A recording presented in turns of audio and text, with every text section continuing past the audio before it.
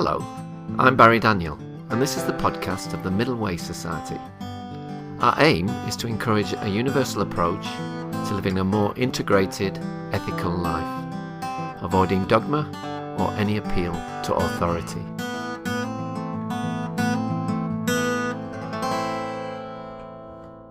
My guest today is the social psychologist and social activist Dr. Melanie Joy.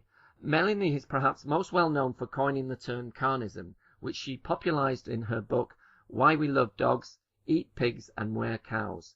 She is the founder and president of Beyond Carnism, a charitable organization which she founded in 2010, and carnism will be the topic of our discussion today. Hello Melanie, welcome to the Middle Way Society podcast. Hi, thank you very much for having me.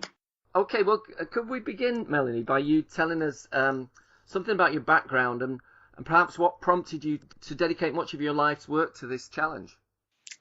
Certainly. My life's work, probably like many people's life's work, has emerged from my own personal life experience to a very large degree. Like many people, I grew up with a dog who I cared about deeply. I loved my dog like a family member. Yeah. I also was a person who certainly cared about all animals and didn't want them to suffer. And I grew up as a person who cared very much about social justice. Social justice has always been really central to my life. And I grew up eating animals, eating meat, eggs, and dairy on a regular basis, like most people.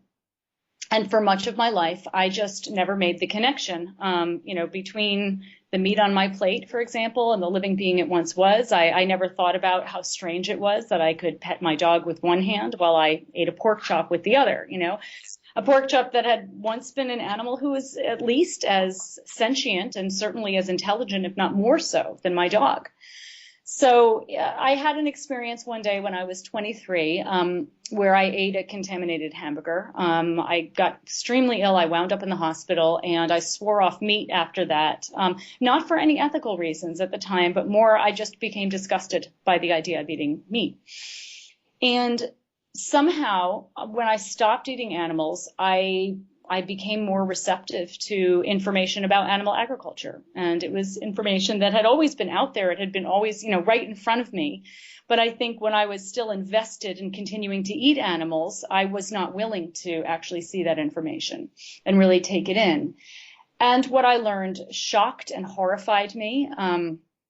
I learned about a global atrocity that has caused more bloodshed than all wars, famines, and natural disasters combined.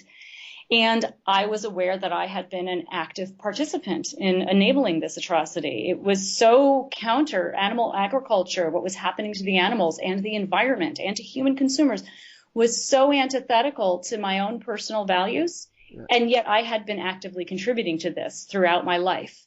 And I realized at that point that I had to not only become a conscientious objector, but that I had to really understand how it had been possible for me to be blind to what was right in front of me for so many years. And for so many people who, like myself, are compassionate people with a strong sense of justice to nonetheless enable this atrocity. And so that was really what led me to do my research and to study the psychology of nonviolence and in particular, the psychology of eating animals. Okay. So what is carnism then, Melanie? Well, this was, my studies, my research, my doctoral research essentially led me to the discovery of what I came to call carnism. So, carnism is the invisible ideology or belief system that conditions us to eat certain animals. It's essentially the opposite of veganism. And when I was doing my research, I interviewed vegans and vegetarians and meat eaters and meat cutters and butchers and even people who had raised and killed their own animals for food. And what I discovered was that everybody who was participating in this system that I came to call carnism had the same sorts of ambivalent or contradictory attitudes and behaviors toward farmed animals. So they cared about animals. They loved certain species and other species they thought of as food and really disconnected empathically from those individuals. And so what I realized is that there was this it was a widespread prejudice, essentially, against farmed animals. And that only exists within a widespread ideology. So I realized there was something much more going on than simply individual attitudes and behaviors toward animals. You mentioned, like earlier on, your dog. We have a very embodied connection with dogs. We've actually evolved in many ways together over the last sort of 15, 20,000 years. Maybe arguably to a similar extent to pigs and cats. We've lived together, but we've not had this bond in the same way that we have with dogs. Well, I mean, there are many people who have the same kind of a bond with pigs and chickens and individuals of other species. It's just a question of what's become normalized. And, I would suggest we know today, we have evidence today that humans are in fact hardwired to empathize. The fairly recent discovery of mirror neurons, neurons in our brains that are activated when we witness others having an experience and that are activated in the same regions of our brains that would be activated if we were having that experience ourselves. These mirror neurons demonstrate that we're really hardwired to empathize with others. And so when we eat animals, we really need to disconnect from that natural empathy. We really need to shut down our awareness so that we can disconnect from that natural empathy. So I would suggest that it's not that we have learned to care about dogs, for example, but that rather we have learned not to care about individuals of other species. Okay.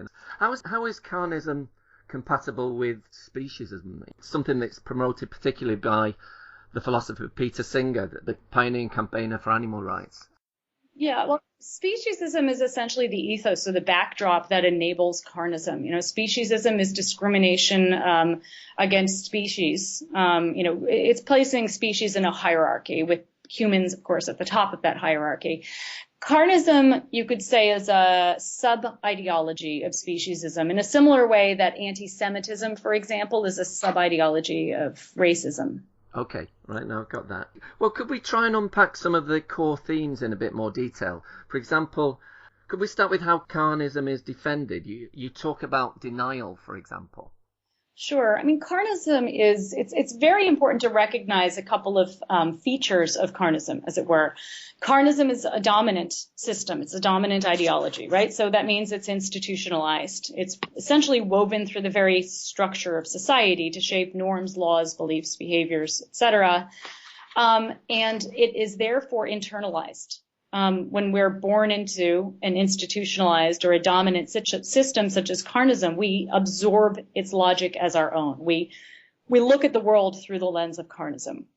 So carnism is a dominant system, and it's also a violent system. Meat cannot be procured without violence. And today, the egg and dairy industries are arguably the most brutal of all carnistic industries.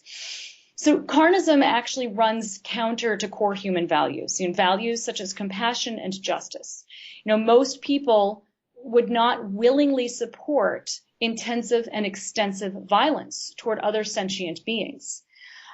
And so systems such as carnism need to use a set of, I refer to them as defense mechanisms. There's social and psychological defense mechanisms that distort our thoughts and numb our feelings, disconnect us from our natural empathy, so that we act against these core values without fully realizing what we're doing. Okay, and it also keeps its victims out of sight, doesn't it? Yes, and so one of the defense mechanisms, which you mentioned already, is denial. It's probably the main defense of the system. We deny carnism by denying that there's a problem in the first place. I mean, if we deny there's a problem in the first place, then we don't have to do anything about it. We also deny carnism or deny the problem by keeping its victims out of sight and therefore conveniently out of public consciousness. I mean, 77 billion farmed animals are slaughtered globally every year for their flesh and other body parts. And this is only land animals. If we were to include fish and other aquatic species, I mean, this number could be quintupled. And yet the vast majority of us almost never encounter any of these individuals. I mean, if we do, we see like a few, cows sprinkled across a hillside somewhere. And there are other victims too, including ourselves. Isn't it right that there's increasing evidence to suggest that people who actually work in slaughterhouses, because you were talking about empathy before, that because they have to repress their compassion and empathy, this can have negative mental side effects too. Absolutely. I mean, the meat industry was, in the United States anyway, it was the only industry that was criticized by the organization Human Rights Watch for working conditions so appalling that they violate basic human rights. I mean, this industry, it's not surprisingly, treats its human animals terribly, just as it treats its non-human animals. And these people who are working in slaughterhouses and meatpacking plants are, not only exploited in their jobs, but they're essentially working in a death-saturated environment. They're slaughtering individuals who don't want to be slaughtered day in and day out, all day long. And it doesn't take a psychologist to imagine the level of psychic numbing or disconnection that requires, and the psychological toll that can take on someone. Sure, yeah, I can imagine. And then you go on to talk about certain entrenched justifications that go pretty much unchallenged, and you talk about the 3 N's. Could we just briefly go through them? Right.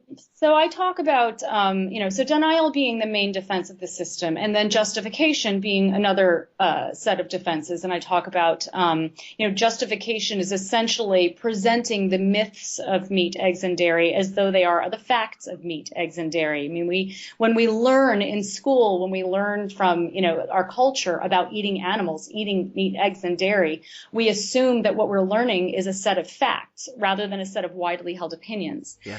And so the 3 N's of justification, all of these myths fall under what I refer to as the 3 N's of justification. Eating animals is normal, natural, and necessary. Not surprisingly, arguments that have been used to justify everything from slavery to male dominance. Yeah. Thinking about natural as well, don't you think it's also important not to accept a fixed idea of what we are, but to work from that to become something better? Like as self-conscious creatures, we're not in the position of carnivores like cats or dogs who cannot reflect on the alternatives to their dietary habits. We almost have we arguably have a responsibility to use our awareness and consider the consequences of our actions in eating meat of a kind which we could not attribute to cats and dogs. Well, we also, unlike cats and dogs and carnivores, we're not carnivores. And one could argue that we're omnivores. We can ingest both flesh and plant matter. But, unlike other animals, we also have a choice. Many people in the world today, I mean, not everybody, some people are geographically unable to make their food choices freely, or they're economically disadvantaged, but many people in the world today do not eat animals because they need to. They eat animals because they have learned to. And we do have a choice. We can choose to eat differently. This is not a matter of survival for us the way it is for other carnivores. If a cat doesn't, or if a lion doesn't eat other animals, that lion's going to die. If we don't eat other animals, well, the evidence today suggests that we're probably less likely to die. Just another question about the natural argument. I mean, perhaps it could be interpreted charitably as meaning that we are well adapted for eating meat. But then again, this is not entirely true. For although we possess some, rather limited canine teeth, our digestive systems are certainly not well adapted to a diet high in meat, are they? I mean, even if it were, that this would not amount to a moral argument. A man or woman may be well adapted to be an efficient assassin, but that does not make his murders justified, does it? Yeah, I mean, and that's the real issue with the natural argument. I mean, the argument that something is natural has been used to justify all sorts of atrocities. I mean, it was one of the primary driving arguments in the Holocaust, for example. And we have to be very, very careful with how we understand and how we use this term. Typically, we define what's natural through the lens of the dominant culture. So when we look at history through the lens of carnism, we're looking at carnistic history, essentially. And this argument doesn't, the carnistic argument that eating animals is natural is based on the assumption that because we've done it for so long, it's what we're supposed to be doing today. Yeah. However, I mean, we've been murdering each other for just as long. We've been raping each other for just as long. And nobody today would use that argument to justify the continuation of such practices. Sure, yeah. There was a series of studies done last year by psychologists in the US and Australia that appear to have backed up your thesis. Do you know anything about that, and whether they have also brought anything to light that you were previously not aware of? Are you referring to the article that was in Appetite about the 4 N's of justification? Yeah. Yeah. Yeah. They added a fourth N. Eating animals is nice. So eating animals tastes good. And this is an N that's organized around tradition. I mean, I would consider this potentially an aspect of eating animals as normal, but their argument, which makes a lot of sense to me, is that the taste factor is one of the motivators for people to continue eating animals. Although, again, today we have such there in many places in the world today, the vegan alternatives to carnistic products are so realistic that it's almost impossible to tell the difference between vegan meats and non-vegan meats. And vegan foods are, even the the not meat foods, just whole foods, whole vegan foods are very tasty and becoming more and more widely accessible. Sure. I mean, in my experience, actually, Melanie, I don't know if this nice one is the most entrenched, but it seems to be, if I'm at a dinner or something and the subject comes up, this is often the one that I've experienced that people, they say, well, because I like it, it tastes nice. And I suppose it's not, it's not a trivial argument in the sense that it's a brute psychological fact of large proportions. But I think, as you said, isn't this enjoyment just purely a matter of conditioning? We have very adaptable palates. And I wonder about the nice argument. I mean, often I've experienced the nice argument, I eat animals because they taste good, before there's any real examination or challenging of that choice to go on. I mean, if you ask people, why do you eat animals? And they would say, many people do say, well, I eat meat because it tastes good. But then on further in further conversation, they might say, well, it's normal. Well, it's natural. Well, I know I need to eat animals. So it seems to be sometimes what's most prominent in people's consciousness, especially if they're in the process of eating it. But I don't know how it relates. I have to think about it further, because I do think that it may in fact be a subset or a kind of a sub-argument of eating animals as normal. Yeah, no, that makes sense to me. A final argument in favour of meat eating is that animals have an intimate place in a traditional cycle of food production where their manure helps to fertilise the land, which then grows crops. But couldn't we just as easily use human manure? That's a very good question. And I mean, there are people who engage in veganic farming, who are using vegan byproducts in order to nurture the soil, in order to nourish the soil. And there is a growing movement of veganic farmers who do not buy into this belief that we actually need animal manure in order to grow plants for people to eat. I mean, that said, the vast majority of animal products are produced not by, cows that are grazing on the land that they're fertilizing, but inside factories, where what's happening is we have more production of toxic waste than anything. Yeah. Okay, then let's move on then. So in what way would you say carnism is vulnerable? Because it seems a very, very powerful thing. Well, carnism, as I said, is organized against human values, core human values. And, for most people, they do seek to live in alignment with their values to the best of their abilities. When people become aware that they have a choice and aware that there are alternatives to what they have been doing and aware of that what they've been doing or participating in is deeply problematic, most people choose not to participate anymore. I mean, we can see this with other isms. I mean, while unfortunately racism and sexism and other isms are still, very much alive and thriving today, they are being actively and increasingly challenged. And these systems are transforming, and they're transforming because people are becoming aware of them and because people realize that they have a choice not to participate.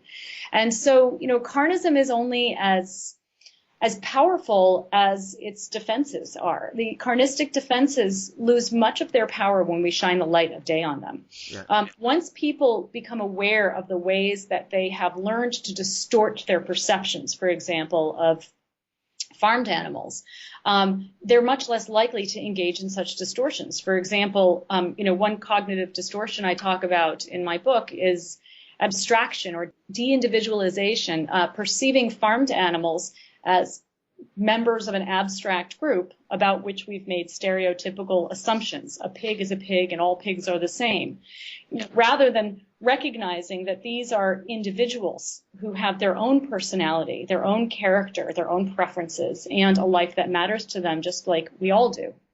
But there are huge vested interests as well. The meat industry and the whole advertising machine that's behind them, that for us to continue engaging in these carnistic practices. It's a bit like consumerism, I don't think that consumerism makes us particularly happy. We've got this $1 trillion industry that's just shoving it down our throats constantly, aren't they? That's right. That's right. And people seek liberation, they seek happiness, and they seek internal moral consistency. And when alternatives become more widely available as they are, when people become more aware that they can live differently, they can make choices differently, and that the solution is actually quite simple. I mean, the solution to consumerism is very problematic, as you've pointed out. It's big business.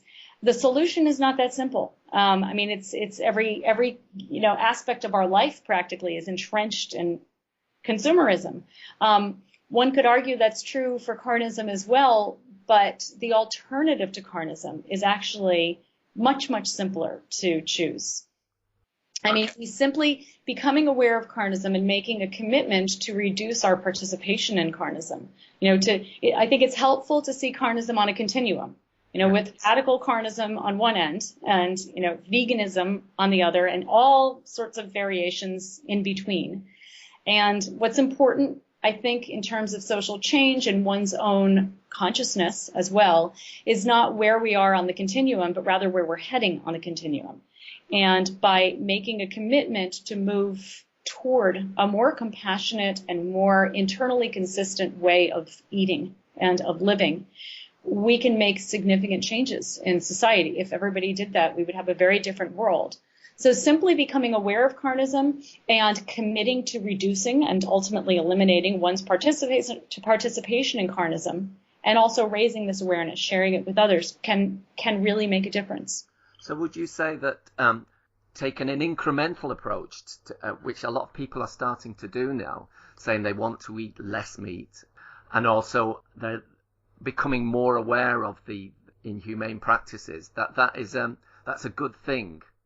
Absolutely. I think the ideal thing is not to participate in carnism.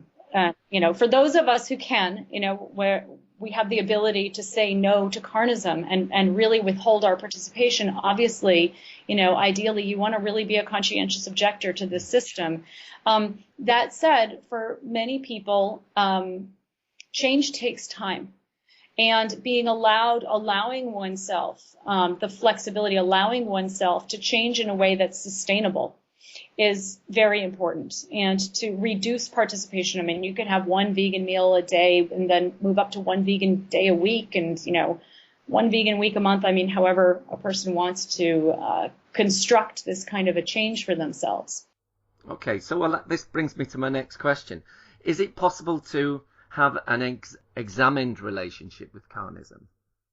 Can you describe a bit more what you mean by that? Well, that carnism is simply not just a prejudice, that people are aware of those justifications and their limitations, but still feel that they can try to, what we've been talking about, have an incremental relationship with eating meat, and also that they would endeavour to eat animals that have only been compassionately looked after. Whether that is a possibility, that's another question.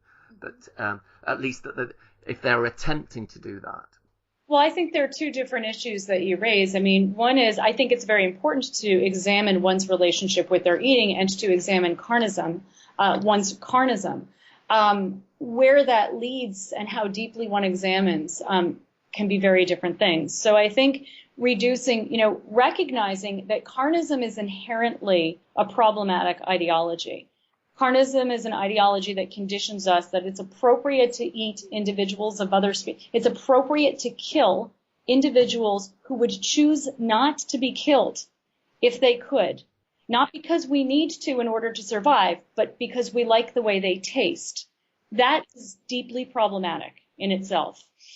That said, so I would suggest two things. There's a difference between somebody examining carnism and saying, for me right now, it's very difficult to become vegan.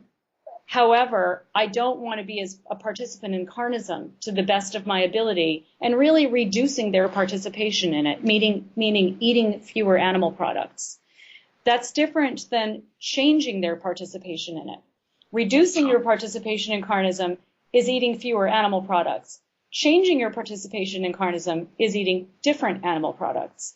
When you eat different animal products, you're essentially saying it's okay to eat animals as long as these animals are raised in different conditions. I mean, this is what we see. I refer to this as neo-carnism, or like new form of carnism, right? It's a new way of justifying carnism. And we can see this with so-called, in the States, it's called humane meat, and I think in England you say organic meat. Yeah. Here in the rest of Europe, we say bio meat or bio meat. It's all the same idea, happy meat. So I think it's very important for us it's impossible to really have an objective conversation about eating animals until we step outside of the system, carnism, that's conditioned us to think that it's appropriate to eat certain species. So if we, for example, substituted a golden retriever for a cow or a pig or a chicken, we might feel quite differently, or come to a very different conclusion about what's compassionate in terms of how we treat that individual. Most people, at least in many places in the world, would consider it cruel to slaughter a happy, healthy golden retriever simply because we like the way her legs taste. And yet when the exact same thing is done to individuals of other species, we're taught to think of that as to actually call it compassionate or humane. It's hard to see the absurdity of this argument until we step outside of carnism. Yeah. Maybe it might be interesting for me to tell you just a little bit about my eating habits. I'd be quite curious to hear what you think of my position on this. I've been a vegetarian most of my adult life, and then about 3 or 4 years ago, I became a vegan, mainly because I recognised that with the dairy industry, there was, as you were saying earlier, there's as much suffering going on, if not perhaps more, and there's something almost more insidious about the dairy industry, because you get things in nice little yogurt packets, and you don't see any of the consequences of of the suffering there. But I do have I have a slightly different view than you, in the sense it's more about identification for me than just sort of equal rights or whatever. And maybe I'm misquoting you here. For example, I have less of an issue eating a mollusk than I do a pig, for example, because a pig has personhood, arguably. It has a narrative. It can reflect on the past, and it can reflect on its, the possibility of its own death, etc. And that so I can identify with a pig a lot more than I can a mollusk. Do you think it's just as bad to eat, say, an insect as it is to eat a highly sentient animal like a pig? I mean, I don't know that couching my answer in terms of whether it's good or bad or better or worse would be very helpful. I think that, what we do know, I mean, scientists are debating the sentience of certain types of species. I mean, we know, for example, today that certain fish, anyway, and crustaceans, do possess intelligence and pain receptors, for example, such that there are measures being taken to protect them from harm, from suffering and exploitation. I know that there's conversations about, whether insects, for instance, are or are not sentient, and I don't have the answer to that. I think when we're unsure of something, as the philosopher Tom Regan says, when we're unsure and the consequences are so high, we may want to err on the side of caution. I do know, however, that we have overwhelming evidence that many other species, mammals and animal species, animal species are indeed sentient and do have lives that matter to them and do have self-awareness and the qualities that sentience being most important in many ways. And so I think that's where the conversation needs to lie. Most people are not wondering whether they should continue eating bacon because what if an ant has feelings? And I think we want to, we may want to keep our focus as I don't mean we during this conversation, but I mean in general, as we talk about creating a better world, our focus on doing what we know that not eating meat, eggs, and dairy can reduce a tremendous amount of suffering in the world. Yeah. In some parts of the world, such as China and India, meat eating is increasing. Why do you think that is, and what can we do about it? Well, it's interesting, and so you can see like big agribusiness doing what big tobacco did a few years ago and has been doing. It's exporting its problems to places in the world where people and governments are more vulnerable, essentially. And so as people in the West, for instance, become increasingly aware of the link between consuming animals and disease, people are increasingly reducing their consumption of animal products, and animal products are being increasingly marketed overseas in places like Asia and some other parts of the world. I'm not surprised. I mean, this is a trajectory I would have expected big animal agribusiness to follow. It doesn't surprise me at all. And the good news is that there are many vegan groups and many activist groups all around the world that are actively challenging what's happening now, actively challenging meat eating. It's not, when tobacco started, well, I don't know, I don't want to go into tobacco, but we can see the rise of the global vegan movement happening alongside, the rise of carnism, essentially, in countries where it hasn't been as prominent. And how is veganism faring in the rest of the world? Do you have any rough statistics about how it's growing? I'm terrible with numbers and I don't have my statistics in front of me, but I can tell you, having seen the statistics from people, it's pretty impressive. It's very impressive. And having been myself, just my own experience on 5 continents now, talking about carnism, meeting with people in positions of leadership in the vegan movement, it's tremendous what's happening. I think it's very important that we frame veganism accurately, and we see veganism as what it is. It's an ideology, and it is also the vegan movement is one of the fastest growing social justice movements in the world today.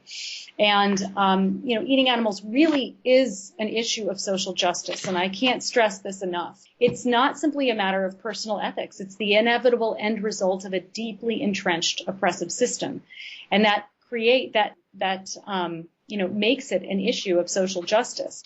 And so the vegan movement is, I haven't been to a continent yet where there hasn't been a vegan movement, or I should say even a country where there hasn't been, even in South Korea where I was recently, there's a budding, vegetarian movement at least, starting up there. So it's been really tremendous to witness.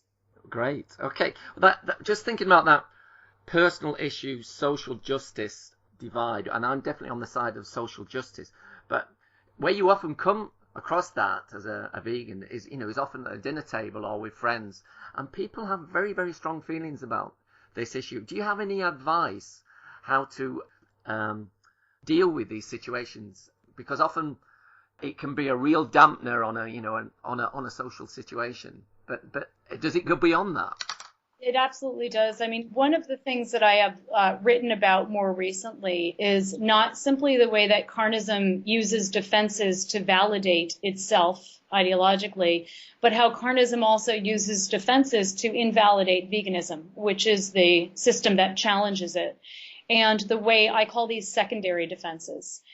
Secondary defenses are defenses that are designed to invalidate or discredit the vegan message. If you shoot the messenger, you don't have to take seriously the implications of his or her message. So, for example, when a vegan talks about nutrition, they're automatically perceived as biased.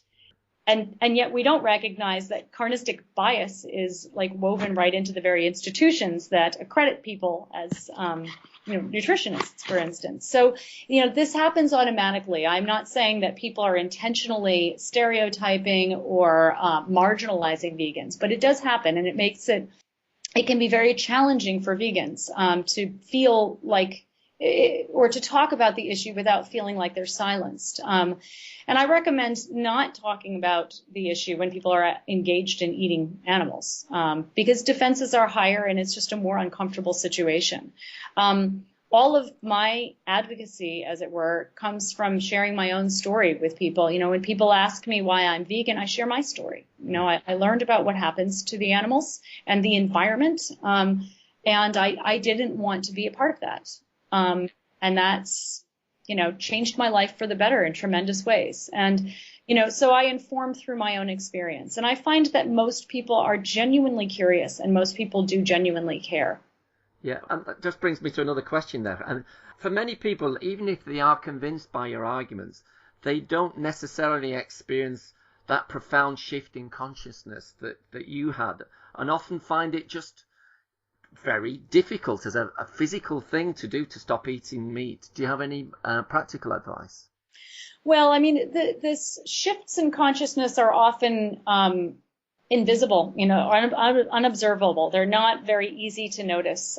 They tend to happen, you know, sometimes you have this profound paradigm shift, but sometimes that profound paradigm shift is the result of many micro shifts, you know, these little mini shifts that are happening over the course of years. And, you know, people don't change until they're ready to change. You know, asking somebody to stop eating animals is not simply asking for a change of behavior. It's also asking for a shift of consciousness. And that happens only when people are ready. So, you know, my recommendation is I very much believe in awareness raising, and to raise awareness and to do so. Colleen Patrick Goodrow, my friend and another author, says the best thing that one can do when they're promoting veganism as an individual, right, is to plant seeds. Yeah. And the seeds will grow as they will. To plant seeds. We live our truth, you know, to the best of our abilities, live our truth and speak our truth with compassion and curiosity, an open heart and an open mind, and allow people to, you know, come to ask more questions if they want to, and know that when people are ready, they will probably choose to make that change if it's feasible for them. Okay, great, yeah. Okay, many vegans and vegetarians have an intuitive sense that they are acting appropriately in the you know the choices they make. But I feel from your work, Melanie, that for many, I would imagine you've now provided them with a way for that to be articulated. Has that been reflected back to you? Yes, it has, and that was one of the goals of my work. Was really not simply to help people who are still engaged in carnism recognize what's going on, but also to help vegans feel more grounded in and better able to articulate their choices. It's hard to talk about this issue when you haven't actually named the problem. You name the solution, but the problem can be perceived as abstract. So yes, that is feedback that I have gotten, and I'm very grateful for. And I think what I personally find particularly powerful about your approach is that it puts the onus on carnists to account for their actions. And something very profound, what I think you say, it's not only vegans and vegetarians who bring their beliefs to the table. It's this invisibility that you have sort of opened up, really. Was that your main intention, do you think? Specifically with to kind of to take the focus off of vegans and put it on the system. I mean, that I think one of the ways that dominant systems maintain themselves is by remaining unexamined. You know, there's vegans and vegetarians, and then there's everybody else. You've got your belief system, but we're just normal people. They're just the mainstream. And I think it's very important for us to really shine a spotlight on, you know, not necessarily people who are engaging in carnism, but carnism itself. And one of the reasons is because also it allows for people like myself, like I didn't want to think of myself, I wasn't a bad person when I was eating animals. Yeah. I was a person who was doing what I had been conditioned to do. So when we can recognize that, you know, the real problem is the system. It's not, you know, simply the individuals in the system. It gives people the ability to make these changes if they choose to in their life without feeling like they're bad people. Yeah. And well, I think you've done that. And there was a discussion on our Society Facebook page recently in which someone raised an objection about the term carnism. He argued that people who have a term foisted upon them are much less likely to respond positively to it. For example, conservatives, when talking about global warming, are much more receptive to the idea when we talk about the land rather than the environment, or or even climate change rather than global warming for that matter. What would your response be to that? Yeah, I don't see carnism as a term foisted upon people. It's not. I don't use the term carnist to describe individuals. I used that term originally because I wanted, for accuracy. And I choose not to use it now because people do perceive that as a term foisted upon them and can feel defensive because of that. And it's understandable because carnism is still so invisible as an ideology that most people really are inadvertent carnists, as it were. So, but I do think it's language, words can be used to oppress and they can be used to liberate. Yeah. And I mean, imagine trying to talk about civil rights without ever having named racism. Racism, yeah. I mean, you're essentially paralyzed. I don't remember who said it, that the limits of my language are the limits of my world. It's a quote by somebody, and I forgot who said it. But it's very important for people to for us to name things. When we name things, we make them visible. When we make something visible, we can finally talk about it and question it. Yeah, okay. You've talked quite a little bit about awareness. In our society, as well as focusing on specific issues, we also work on awareness in a more general sense through cultivating a range of what we call integrative practices, whether it be the integration of desire with practices such as meditation or Tai Chi, etc., the integration of meaning, especially through the arts, for example, and the integration of belief with practices such as critical thinking or working with cognitive biases, etc., and involvement in pressure groups, politics, etc., etc. Now, you've talked about integration yourself, and it's something that you feel is very important too. What does it mean to you, and how can we become more integrated, especially in respect to what we've been talking about? Yeah, I mean, there are so many ways, as you described some of them, as, to work toward integration or wholeness, essentially, yeah. Right? And so, not surprisingly, integration shares a root with integrity. Yeah. And integrity is the integration of values and practices. And that's really the cornerstone of the work that I'm trying to do, is to really help people to become aware of, how their values and their practices are not necessarily in alignment when it comes to eating meat, eggs, and dairy. And so that's really the focus of integration that I'm thinking of. Yeah, okay. What is your understanding of the middle way, and how might it relate to what we've been talking about today? Well, I mean, I think it's really about it's not simply about, what ideology or belief system one chooses to engage with, but how one relates to that ideology or belief system, how one relates to oneself, so really seeking to have a balance, really seeking to, practice the 3 C's of curiosity, open-mindedness, compassion, open-heartedness, and of course, having the courage to do this. It's really just being able to live your truth. And there is, and to be on a constant quest for asking, what is your truth? What is the truth you seek to live? Fantastic. Okay. And my last question, if people wanted to find out more about your work, how would they go about it? Absolutely. They can just come to carnism.org. Okay. That's easy. Okay. Well, thank you ever so much for talking to me today, Melanie. I think you're doing a fantastic job, and I'll follow your work with much interest. Many thanks. It's been a pleasure, and thanks for all that you're doing as well.